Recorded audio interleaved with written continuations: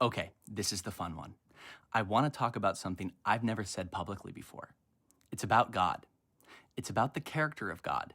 And it's about something I realized that changed everything for me. If you've ever struggled with the idea of hell or fear or eternal punishment, this might mean something to you. So let's start here with one simple thought. What if the only thing we got wrong was believing in a finite God? Because if you really think about it, a finite God is a God who gets one shot. A finite God has limits. A finite God says, that's it, you messed up, game over. A finite God runs out of patience, mercy, and options. But an infinite God is never done. And that's the whole point today. If God is infinite, then God is not finished with anyone. Not at death, not at failure, not ever. And honestly, that's the whole goddamn message. Now, we could stop the video right there, but let me show you why this matters. Very importantly, though, before anyone panics, yes, there's justice, there's consequence, there's growth, there's healing, there's repentance, there's facing what we've done. God is just. That does matter.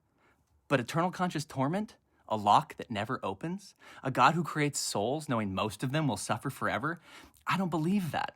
Not because it's uncomfortable, although it is. It's because it's absurd. A God who creates beings guaranteed to fail and then punishes them forever for failing wouldn't be God. He'd be the villain. And that's just not who he is. That doesn't line up with love. That doesn't line up with Jesus. That doesn't line up with the Spirit in us whispering, that can't be right. What hit me last night, and honestly, I'm still vibrating from it, is that every good thing I've ever believed about God requires him to be infinite. His mercy, infinite. His patience, infinite. His ability to redeem, infinite. His desire for all of us, that never ends. So why would his efforts end just because our bodies died? Death is a doorway, not a deadline. And when that clicked, everything clicked. I am not asking you to throw out your theology. I'm not asking you to reject your tradition. I'm not even asking you to believe me. I'm asking you to do something much simpler. Have you ever felt deep down that God must be better than you were taught? If so, maybe that wasn't rebellion.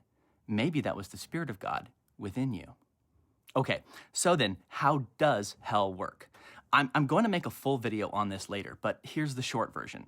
Hell isn't God's prison. Hell is the locked room Jesus went into because he refused to leave even a single human behind. The lock on hell's door is on the inside, and Christ carries the key. And if you don't believe me, C.S. Lewis wrote that during World War II. But if you want something even more explicit, Paul literally says this in 1 Corinthians 15. If the dead won't be raised, why even bother with baptism? Why do it unless the dead will someday rise again? The early church didn't think death ended God's mercy. They assumed resurrection was inevitable. Anything else would have sounded insane to them. Now, here's the part I want to leave you with. I am never going to ask you to like this video or subscribe to this channel, because gross. But if something in here feels true to you, not the logic, not the argument, but the feeling, I want you to do one thing. Have just a single conversation. Tell the safest person in your life, hey, this is something I've been thinking about. And if you don't feel safe saying that to anyone at all, then say it to God. Ask him yourself what he thinks. I have a feeling I know what he'll tell you. Because at the end of the day, the only thing I don't believe in is a God who stops loving people. If God is infinite, then God's never done. Not with you, not with me, not with anyone. That's the whole message. Look, he made the stars, guys. Did you ever think about what a star is? You didn't make that. So this isn't the Hunger Games. Just go ask him. If God is infinite, then he's never done. But I am, for now. See you soon.